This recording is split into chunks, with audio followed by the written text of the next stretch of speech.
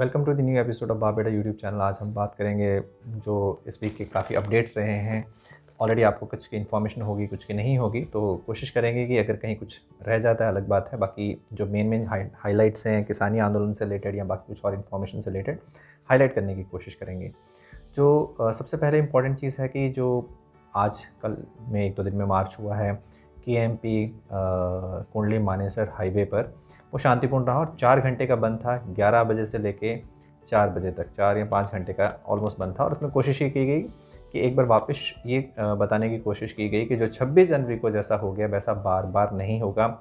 जो किसान हैं वो शांतिपूर्ण तरीके से ही प्रोटेस्ट करते रहेंगे और ये प्रूव करने की कोशिश की गई, क्योंकि कहीं ना कहीं रूटीन में ये था कि अगली बार अगर ऐसा कुछ होता है तो क्या होगा। तो डाउट क्लियर कर दिए गए हैं किसानों की तरफ से, किसान के संयुक्त मोर्चा की तरफ से, कि अगर इस तरीके से अगर सरकार नहीं मानी तो ये 4 घंटे का बंद था, इस तरीके से हम 40 घंटे का भी कर सकते हैं और 4 दिन का भी कर सकते हैं, ताकि सरकार को कहीं ना कहीं चीज़ें समझ में आ जाएं। ये जो प्रोटेस्ट है अब इस तरीके से नहीं चलने वाला है कि वहाँ पे बैठे हुए हैं, आप वहाँ बैठे हो घरों में आराम से AC में बैठे हुए, क्योंकि मौसम चेंज होता जा रहा है, गर्मियाँ आती जा रही हैं। ऑलरेडी ये कह दिया गया है कि हम 2 अक्टूबर तक बैठेंगे, बट बैठने का मतलब ये नहीं है कि हम बैठे रहेंगे और आप अपने घरों में बैठे रहो। ऐसा नहीं होगा, कुछ ना कुछ नए प्रोग्राम दिए जाते रहेंगे और कहीं ना कहीं आगे जो अपडेट्स हैं और चलते रहेंगे। इन बिटवीन सेंट्रल गवर्नमेंट की तरफ से किसानों को दबाने के लिए, और या फिर कहा जाए स्पेसिफिकली पंजाब को दबाने के लिए, बहुत सी अलग अलग रणनीतियाँ बनाई जा रही हैं। अब आप कहोगे रणनीतियाँ क्या है, यहाँ पे तो ऐसा कुछ हुआ नहीं, क्योंकि ये बहुत सी चीज़ें ऐसी होती हैं जो नेशनल मीडिया भी कहीं ना कहीं कवर नहीं करता है। लोकल मीडिया से भी छोटी छोटी चीज़ें छूट जाती हैं। जैसे छोटी सी एक एग्जांपल है कि थोड़े दिन पहले ये कहा गया है कृषि मंत्री की तरफ से या सेंट्रल गवर्नमेंट की तरफ से कि जो पंजाब से गेहूँ खरीदा जाएगा अब की बार, वो डायरेक्टली खरीदा जाएगा FCI की तरफ से, और FCI से ऑलरेडी पंजाब के लैंड रिकॉर्ड्स मांग लिए गए हैं, ताकि डायरेक्टली जो पैसे ट्रांसफ़र किए जाएंगे वो किसानों के डायरेक्टली अकाउंट में ट्रांसफ़र किए जाएं। अभी तक क्या होता था कि सारी पेमेंट आढ़ती को दी जाती थी, आढ़ती फिर उसके हिसाब से आगे जो भी पेमेंट बनती थी किसान को ट्रांसफ़र करता था। कम ज़्यादा लोन एडजस्ट करके या जो भी उधार वगैरह एडजस्ट करके करते थे, वो सारी चीज़ें आढ़ती देखता था। इवन यहाँ तक कि बोनस भी आता था, वो भी आढ़ती के अकाउंट में आता था और आढ़ती उसको आगे ट्रांसफ़र करता था। अब ये कहा जा रहा है कि हम बीच में से बिचौलिए निकालने के लिए आढ़ती को डायरेक्टली ट्रांसफ़र नहीं करेंगे, डायरेक्टली किसान को ट्रांसफ़र करेंगे और MSP पर ट्रांसफ़र करेंगे। और बहुत क्लियर कहा गया है कि सिर्फ पंजाब के लिए। भैया पंजाब को क्यों कर रहे हो? साथ में हरियाणा है, UP है, राजस्थान है, बहुत से देश के हिस्से हैं जहाँ पर गेहूँ होता है। सबको आप MSP पर ही ट्रांसफ़र करो ना। क्यों बाकी जहाँ पे 1000 रुपये में बिक रहा है उनको आप MSP नहीं देना चाहते? इसका मतलब डायरेक्टली आप पंजाब को क्यों टारगेट कर रहे हो? हरियाणा, UP, बिहार, सब जगह को टारगेट करो। जहाँ पे MSP की सुविधा नहीं मिल रही है उनको भी MSP की सुविधा दो, वहाँ के भी लैंड रिकॉर्ड्स ले लो। अब आप बात करोगे ये तो अच्छी बात है पंजाब के लिए, अगर ऐसा हो रहा है तो क्या होगा? तो भैया एक चीज़ बताओ, आज बहुत से ऐसे लोग हैं जिनकी 1 एकड़ है, 2 एकड़ है, वो क्या करते हैं, किसी दूसरे बंदे को ठेके पे देते हैं, छोटी से कॉन्ट्रैक्ट पे देते हैं कि एक काम कर, तू मुझे 40,000 रुपये दे दे और मेरी ये बाट पे, उसको हम हिंदी में कहें तो बाट पे बोलते हैं या आधे पे, या जैसे भी चलता है। तो अब क्या होगा कि नरेंद्र सिंह जी की ज़मीन तो परमिंदर सिंह जी ने ठेके पे ले रखी है, सारा काम परमिंदर सिंह जी कर रहे हैं, बट पैसे जो है नरेंद्र के अकाउंट में आएंगे। तो कहीं ना कहीं वापस वही हो गया कि नहीं, पैसे मेरे पास आ रहे हैं, टैक्स मेरे पास आ रहे हैं, मैंने दूसरा बंदा कर रहा है। और ये एक जगह नहीं, हर एक गांव की कहानी है कि 1 एकड़ 2 एकड़ लोग बाहर जाके कमाई कर रहे हैं। कुछ आउट ऑफ इंडिया बैठे हुए हैं, कुछ NRI हैं जो यहाँ पे ऑलरेडी अपनी ज़मीनें किसी दूसरे को ठेके पे दे के गए हैं, और हर साल उनका 1,00,000, 2,00,000, 6,00,000 जो भी उनका छोटी मोटी रकम बनती है, हज़ारों में भी बनती है, तो वो उससे ले लेते हैं। तो दोनों को ही फ़ायदा हो जाता है कि आपका इनकम टैक्स अगर उस बंदे के पास आ रहा है जो ऑलरेडी इनकम टैक्स पेयर है, उसको फिर अपनी इनकम में दिखाना पड़ेगा कि ये मेरी इनकम आई, जबकि एक्चुअल उसकी इनकम नहीं है। उसकी इनकम थी 30 या 40,000 रुपये पर एकड़ 1 साल के हिसाब से, जबकि अगर दूसरे ने 70,000 रुपये कमाए हैं अपनी मेहनत करके या 60,000 रुपये कमाए हैं अपनी मेहनत करके, तो वो उसकी मेहनत के पैसे हैं। तो अभी बीच में बहुत सी चीज़ें इस तरीके से आने वाली हैं। कहीं ना कहीं यही होगा कि अभी तक जो ज़मीनें हैं वो पिताजी के नाम पे चल रही हैं, काम बेटा कर रहा है। अभी तक बेटा अपने अकाउंट में पैसे ले लेता था, क्योंकि आढ़ती उसको बोल देते कि इस अकाउंट में ट्रांसफ़र कर दो, अब पिताजी के अकाउंट में पैसे जाएंगे। तो ये बहुत एक हौच पौच सी चीज़ होने वाली है कि किसके अकाउंट में क्या चल रहा है। आज भी आप बहुत जगह देखोगे तो दादा के नाम पे प्रॉपर्टी चल रही है और अभी तक बच्चों ने आगे ट्रांसफ़र नहीं कराई, जबकि पोते भी बड़े हो चुके हैं। तो कई बार कुछ केसेस में ऐसा हो जाता है कि दादाजी एक्सपायर हो चुके हैं और अभी तक यही है कि ज़मीनें आगे ट्रांसफ़र नहीं हुई है। उस केसेस में क्या होगा? अब सबको भागम भाग होगी, इनका डेथ सर्टिफिकेट बनाओ, ज़मीन उसके नाम पे करवाओ, उसके नाम पे करवाओ। तो बहुत से छोटे छोटे हिस्सों में ये चीज़ें हो जाएंगी। एक छोटे से एग्जांपल ले लेते हैं कि अगर मान लीजिए 1 एकड़ ज़मीन किसी के पास है, उनके आगे 4 बच्चे हैं, तो सबके हिस्से 4 छोटे-छोटे टुकड़े आ गए जहाँ पे खुद खेती नहीं कर सकते हैं। तो वो चारों ने मिलकर एक डिसीज़न ले लिया कि हम एक काम करते हैं, अपने पड़ोसी को दे देते हैं, वो पूरी की पूरी 1 एकड़ की बुआई करेगा और उसमें से जो हिस्सा बनेगा वो हमें दे देगा। या फिर ठेके की बात करें तो 40,000 रुपये ठेका बनता तो ठीक है, 10-10 हज़ार रुपये सबके हिस्से, चारों के हिस्से आ गए। अब क्या होगा, अगर लैंड रिकॉर्ड मंगा लिए गए तो वो चारों को 10-10 या 5-5 हज़ार रुपये जो भी गेहूँ के बनेंगे वो उन सबको ट्रांसफ़र होंगे, और जिसने वहाँ पे बुआई की होगी वो वहाँ पे आएगा, सबको बोलेगा साहब आपके अकाउंट में पैसे आ गए हैं, 5,000 आप दे दो, 5,000 आप दे दो, 5,000 आप दे दो। तो एक पूरा का पूरा जो सिस्टम बना हुआ है, जो हमारा एक जिसको कहा जाए सामाजिक ढांचा बना, उसको भी तोड़ने की कोशिश की जा रही है। क्योंकि अगर आप चाहते हो कि ये काम होना चाहिए तो पूरे इंडिया में कर दीजिए, जहाँ पर भी किसी भी चीज़ की एमएसपी की बात होती है, दालों की एमएसपी है, बाकी यहाँ पे 26 या 27 फसलें जो पूरे में कवर होती हैं, सब पे आप एमएसपी दो। सिर्फ 1 या 2 पर ही क्यों दे रहे हो? सिर्फ गेहूँ के लिए ऐसा क्यों कर रहे हो? और अगर आपको ट्रायल लेना है तो आप बिहार से ट्रायल लो, जहाँ पे एमएसपी की सुविधा नहीं मिल रही है। पंजाब में एक प्रॉपर स्ट्रक्चर है, उसको तोड़ने की कोशिश की जा रही है। इन बिटवीन सेकंड स्ट्रक्चर एक और आ जाता है कि थोड़े दिन पहले सेंट्रल गवर्नमेंट ने एक अनाउंसमेंट किया था पंजाब के सेलर्स के लिए। अब सेलर का मतलब सेलर भी बोलते हैं उसको, और सेलर भी बोलते हैं जिसको बोल देते हैं चावल से जो चावल होता है वो निकालना, उसके कुछ छिलका उतार के उसमें से चावल निकाला जाता है। उसके लिए चावल कहीं ना कहीं स्टोर करते हैं और धीरे धीरे उसके ऊपर प्रोसेसिंग चलती रहती है। अब वो चावल खरीदता कौन है? कुछ प्राइवेट ऑर्गेनाइजेशंस खरीदती हैं, कुछ गवर्नमेंट ऑर्गेनाइजेशंस खरीदती हैं। तो अब ये कह दिया गया है कि जो ये चावल सप्लाई किया जाएगा, इसमें कहीं ना कहीं प्रोटीन बेस्ड चावल मिक्स होना चाहिए। और एक कब कहा जाता है? अचानक से कहा जाता है कि हम आपसे चावल तभी खरीदेंगे जब इसमें प्रोटीन बेस्ड चावल मिक्स होगा। इसके लिए 6 महीने की टाइमलाइन नहीं है, साल भर की टाइमलाइन नहीं है। पंजाब के जितने भी सेलर्स हैं या जो चावल निकालने के जो बड़ी बड़ी मिल लगी हुई हैं या जो इंडस्ट्रीज़ लगी हुई हैं, उनके पास ये अभी तक प्रोटीन बेस्ड चावल अभी तक अवेलेबल नहीं था। उन्होंने दूसरी जगह से कॉन्टैक्ट किए कि भैया दूसरी जो स्टेट है वो हमें थोड़े बहुत दे दो ताकि हम उसमें कुछ लेवल तक मिक्स कर लें, क्योंकि गवर्नमेंट ने कहा मिक्स होना चाहिए, 100% प्रोटीन बेस्ड नहीं होना चाहिए, मिक्स्ड होना चाहिए। तो अब एकदम से कहाँ से इतनी सारी चीज़ें मिल जाएंगी? क्योंकि जब भी कोई काम होता है उसके लिए ये ऐसा तो है नहीं कि ये कल की प्रोसेसिंग है, कल की कल रोज़ करना है। उनके अंदर ऑलरेडी स्टोर करके रखा होगा। बहुत से ऐसे होंगे, क्या वो कट्टे वापस खोलेंगे, उनमें वापस मिक्स करेंगे? क्या इतने सारी चीज़ों को ये अब आप कहोगे कि ये तो कोई बात नहीं है, तो इंडस्ट्रीज़ का चक्कर है, इसमें इंडस्ट्रीज़ का लेना देना है, हमारा तो कोई लेना देना नहीं है। लेना देना क्यों नहीं है? क्योंकि कहीं ना कहीं वो जो इतने बड़े गोडाउन्स हैं उनमें से माल नहीं निकलेगा, तो नेक्स्ट जो खरीद है वो नहीं करेंगे। उनको नुकसान होगा तो पंजाब को रेवेन्यू का नुकसान होगा, और पंजाब को रेवेन्यू का नुकसान होगा तो कहीं ना कहीं इनडायरेक्टली पंजाब का नुकसान है, पंजाब के किसान का नुकसान है। क्योंकि अब की बार ये फसल अगर नहीं खरीदी जाएगी तो नेक्स्ट गोदाम में क्या होगा? गोदाम भरे रहेंगे, फसल नहीं खरीदी जाएगी तो कहीं ना कहीं किसान को नुकसान होगा, और मंडियों में ये चावल या गेहूँ इसी तरीके से पड़ा रहेगा। और कहीं ना कहीं पंजाब की गवर्नमेंट पे एक्शन आ जाएगा कि ये लोग चावल नहीं उठा पा रहे हैं, ये लोग गेहूँ नहीं उठा पा रहे हैं, तो हम तो इसीलिए चाहते हैं कि प्राइवेट प्लेयर्स बीच में आए ताकि फटाफट खरीद फरोख्त हो जाए।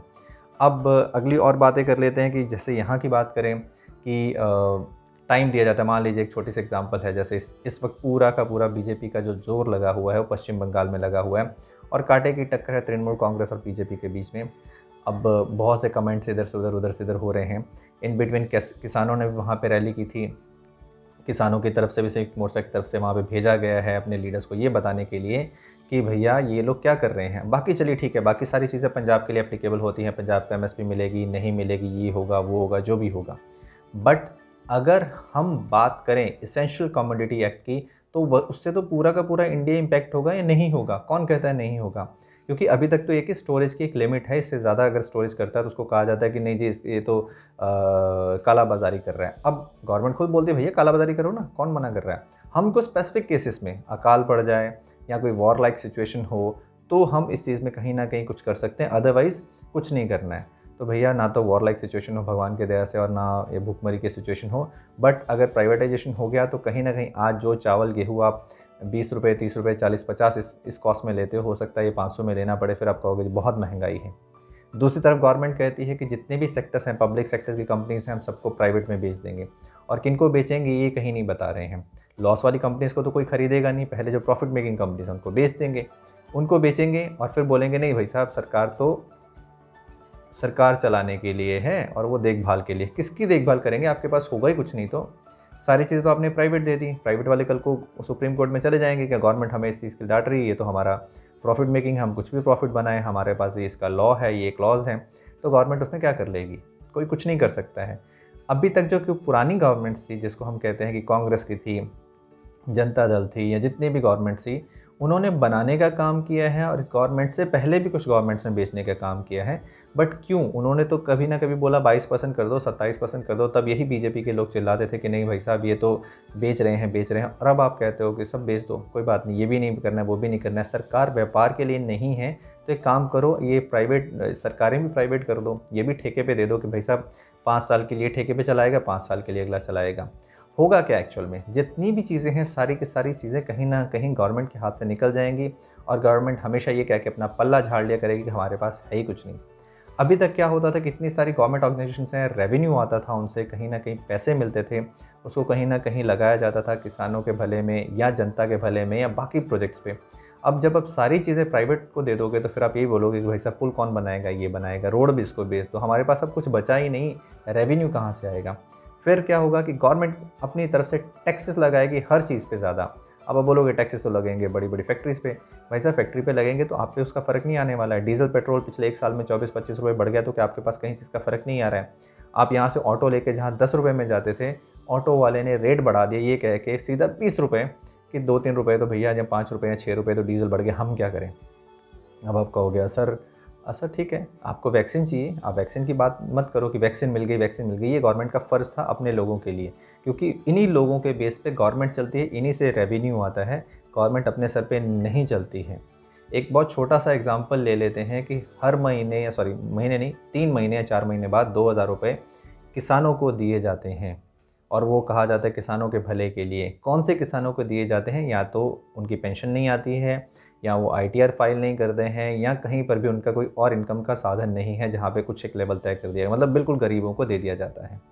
अब गरीबों की बात करें तो कैसे दे दिया जाता है, किसी का बेटा आर्मी में है और उसका टैक्स बना 10,000 रुपये, उसने 10,000 रुपये टैक्स दे दिए।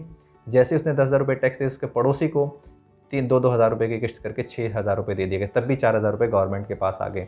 तो गवर्नमेंट क्या करने की कोशिश करे, रेवेन्यू भी हमसे ले रही है, उन स्कीम्स को भी हम ही को वापस दे रही है। तो इसको कब हम समझेंगे इन चीज़ों को कि गवर्नमेंट हमारे सर पे चल रही है, हम गवर्नमेंट के सर पे नहीं चल रहे हैं। गवर्नमेंट को ये एक सबको कहना चाहिए कि वही यूपी में कहावत है कि हमारे तो चाचा MLA हैं, तो MLA हैं तो उसको जनता ने बनाया है MLA।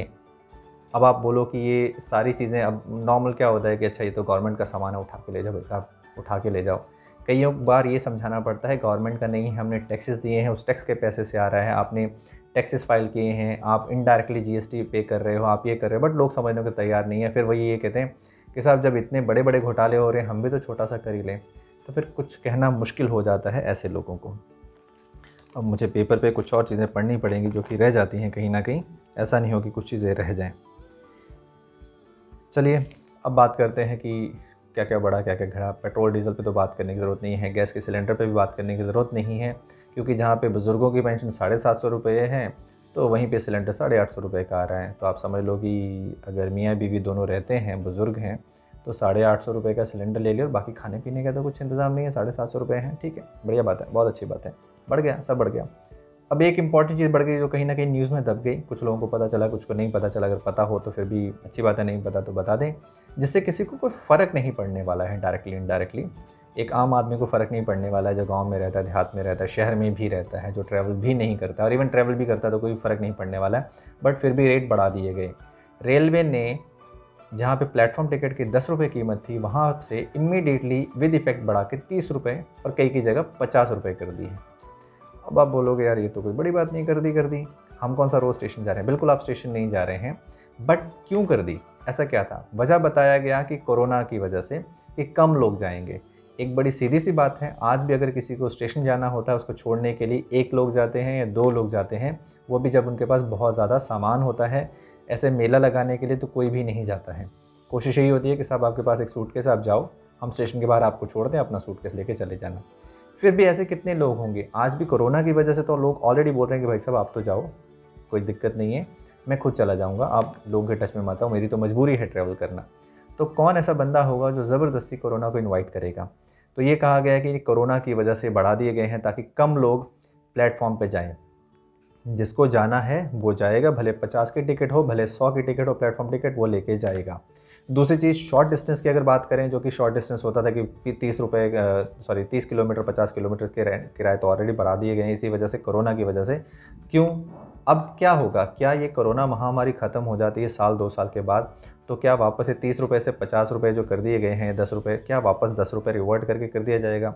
जी नहीं, कभी ऐसा नहीं होगा। ये 50 रुपये बड़े हुए हैं तो बड़े ही रहेंगे। अब आप कहोगे कोई फ़र्क नहीं पड़ता यार, 50 रुपये तो हम कौन सा रोज़ वहाँ जा रहे हैं। बिल्कुल सही बात है, हम नहीं जा रहे हैं। तो क्या ये 50 रुपये का सही यूज़ होगा या वो 10 रुपये का सही यूज़ हो रहा था?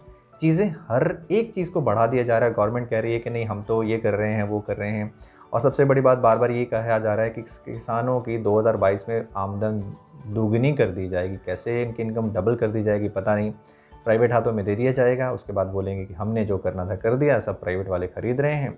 बाकी एफसीआई भी हमने बेच दिया, क्योंकि लॉस में जा रहा था, प्राइवेट सब खरीद के लेके जा रहे थे, प्राइवेट वालों ने सब खरीद लिया, एफसीआई के गोदाम खाली पड़े हैं, इसलिए हम एफसीआई के गोदाम भी बेच रहे हैं। किन को? उन्हीं प्राइवेट प्लेयर्स को। तो धीरे धीरे करके एक गेम बनती जाएगी कि हर चीज़ प्राइवेट को दे दो। तो फिर गवर्नमेंट के हाथ में क्या रह जाएगा? आप कहते हैं गवर्नमेंट का काम बिज़नेस करना नहीं है, तो बिज़नेस करना नहीं है मत करो। गवर्नमेंट का काम लोगों की देखभाल करना तो है, वो कौन करेगा? जबकि आपके पास होगा ही कुछ नहीं, तो फिर क्या होगा? होगा क्या? बड़ी छोटी सी एग्जांपल है। अभी गरीबों को 3 रुपये 4 रुपये चावल दिए जाते हैं और ख़रीदे कितने में जाते हैं? 1800-1900 रुपये में। वो उसके सब खर्चे वर्चे मिला के 22-23 रुपये पड़ जाता होगा। 20 रुपये गवर्नमेंट बियर कर लेती है उसके कहीं ना कहीं एडजस्टमेंट या जो भी गरीबों के लिए। अब होगा क्या? प्राइवेट प्लेसेस को खरीदेंगे और वो बोलेंगे कि हम तो 100 रुपये से नीचे नहीं देने वाले हैं, हम 500 रुपये से नीचे इस चीज़ को नहीं देने वाले हैं जो आप 3 रुपये में दे रहे। अब क्या होगा? गवर्नमेंट पास 2 ऑप्शन बचेंगे, या तो 3 रुपये से रेट बढ़ा के 30 रुपये कर दें गरीबों के लिए भी, और या फिर उन्हीं से महंगा खरीदे, जहाँ अभी 30 रुपये तक खरीदती है वो 300 रुपये में खरीदे और लोगों को सस्ता दे। तो फिर नुकसान किसका हुआ? आम लोगों का, जो टैक्स पेयर्स हैं, कि उतना ही प्रॉफिट वो कमाया किसने? उस प्राइवेट प्लेयर ने। और फिर गवर्नमेंट कहे कि नहीं भाई साहब, हम तो उससे ख़रीदना ही पड़ेगा, उन्होंने टेंडर हमने निकाला था, उसने कम में सप्लाई दे दी, हमने ले ली। अब वो सप्लाई में भी आपको पता है कि ऑलरेडी कैसे चावल और कैसे गेहूँ आते हैं। कई बार कट्टों में पूरे के पूरे काला गेहूँ और बिल्कुल सड़े गले चावल दे दिए जाते हैं, सिर्फ उसमें वेट होता है और कुछ नहीं होता है। तो ये बहुत सी चीज़ें ऐसी हैं जो कि एक लॉन्ग स्ट्रक्चर की अगर बात करें तो कहीं ना कहीं प्राइवेटाइजेशन से नुकसान होने वाला है और पूरी की पूरी जो गेम प्ले है गवर्नमेंट के हाथ से निकल जाएगा। आज जो गवर्नमेंट कह रही है कि हम सब कुछ कंट्रोल कर रहे हैं, हम बिज़नेस नहीं करेंगे, बाकी सब कुछ करेंगे, कल को यही प्राइवेट प्लेयर्स बोलेंगे कि आप सो एंड सो लॉ के अंडर हम पे कंट्रोल नहीं कर सकते, क्योंकि हम तो प्रॉफिट मेकिंग ऑर्गेनाइजेशन हैं, हमारा काम ही प्रॉफिट कमाना है। तो ये सबको कहीं ना कहीं सोचना पड़ेगा, सारे सिनेरियो को देखना पड़ेगा। अब आप कह रहे हो कि फार्मर्स का प्रोटेस्ट है, हम साथ में भी हैं, नहीं भी साथ में हैं, प्राइवेट हो रहा है अच्छा हो रहा है, बहुत अच्छी बात है, प्राइवेट हो रहा है अच्छा हो रहा है। बीएसएनएल का भी दूर संचार विभाग था, उसको उठा के बीएसएनएल कर दिया गया। सबसे पहले एयरटेल सिम लॉन्च करता है, 350 रुपये पर मंथ आपको देना पड़ता था। जब बीएसएनएल ने सिम लॉन्च की तो लोगों ने भागम भाग में लाइन्स लगा के सिम ली, क्यों? क्योंकि उसका नेटवर्क सब जगह था। तो क्या उस वक्त बीएसएनएल लॉस में था? जी नहीं, बिल्कुल लॉस में नहीं था। बट धीरे धीरे क्या हुआ कि बीएसएनएल के हालात ऐसे हो गए, कंटिन्यू कंप्लेंट्स करने पे भी कुछ एक्शन नहीं होता था, कुछ भी नहीं होता था। धीरे धीरे धीरे करके बीएसएनएल बंद होने की कगार पे है। हो सकता है आने वाले समय में भी कहा जाए कि चलो जी ऐसा है कि बीएसएनएल से प्रॉफिट नहीं बन रहा है तो एक काम करो, किसी और प्राइवेट फर्म को दे दो। कौन खरीदेगा? जो ऑलरेडी वो 2-3 ऑपरेटर्स होंगे उसमें से कोई खरीदेगा और इमीडिएटली उनके पास सारा बिजनेस आ जाएगा। जियो की आज लीज लाइनें छोटे छोटे गाँव कस्बों में पहुँच गई और जहाँ पर बीएसएनएल के ऑलरेडी कनेक्शंस थे, एक्सचेंजेस थे, वो धीरे धीरे एक्सचेंजेस बंद हो गए। क्यों बंद हो गए? इनके पास कनेक्शन नहीं थे। जी हाँ, इनके पास सब कुछ था, सिर्फ एक चीज़ की कमी थी, वो था एक ऑर्गेनाइज तरीके में काम करने की।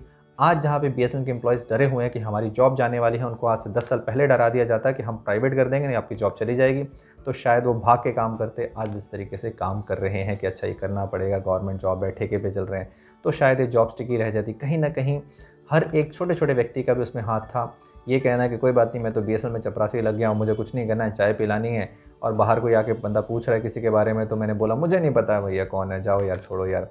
बिल टाइम से लेने की बात हो रही है तो 2 बजे खिड़की बंद कर दी, कल आना। टेलीफोन के बंद है फ़ोन तो 10-10 दिन तक कंप्लेन कर रहे हो, एक्शन नहीं हो रहा है। तो ये कहीं ना कहीं इसके लिए गवर्नमेंट और गवर्नमेंट के एम्प्लॉयज़ ही ज़िम्मेदार हैं जो आज कह रहे हैं कि प्राइवेटाइजेशन के खिलाफ हैं हम लोग, हम रैली करेंगे, हम ये करेंगे, वो करेंगे, उस वक्त अगर आपने जो आपका कंज्यूमर था, एंड कंज्यूमर, उसकी सुन ली होती तो शायद आज ये कगार पे नहीं आते। BSNL बंद नहीं होता, एयर इंडिया बंद नहीं होता, बहुत सी ऐसी प्राइवेट कंपनीज जो अब बिकने जा रही हैं गवर्नमेंट ऑर्गेनाइजेशन, बंद नहीं होती अगर इनका सही तरीके से इस्तेमाल किया जाता। इनको यही कहा जाता है कोई बात नहीं, हम सरकारी हो गए, अब तो भाई साहब हम सेटल ही सेटल हैं, यहाँ से ये आएगा वो आएगा, बट प्राइवेट के तरीके से काम करने की कोशिश नहीं की गई। तो मुझे लगता है इससे बहुत ज़्यादा हो जाएगा, लंबा चौड़ा एपिसोड हो जाएगा, 20 मिनट का एपिसोड है। कोशिश ये थी कि फटाफट सारी चीज़ें कवर कर लें, बहुत लंबा चौड़ा भाषण हो गया, बट पता नहीं कितने लोग इसको सुनेंगे, क्या समझेंगे, क्या मैं बोल रहा हूँ क्या नहीं बोल रहा हूँ। बहुत से मिसमैचेस हो जाती हैं, बहुत कुछ गलत बोलता जाता है। बट अगर आपको लगता है कि वीडियो में कहीं ना कहीं कंटेंट ठीक था या इस तरीके के वीडियोज़ आने चाहिए फटाफट वाले, लाइक ज़रूर कर दीजिएगा। अगर आपको लगता है कि ठीक था कंटेंट तो शेयर कर दीजिएगा। बट लाइक अनलाइक व्यूज़ तो पता नहीं, 10-15 व्यूज़ आते हैं, हो सकता है आने वाले टाइम में 10-15 लाख भी हो जाएं, बट अभी तो ऐसा नहीं लग रहा है। But anyway, thank you very much for watching. जिन्होंने देखा अच्छी बात है, थैंक यू।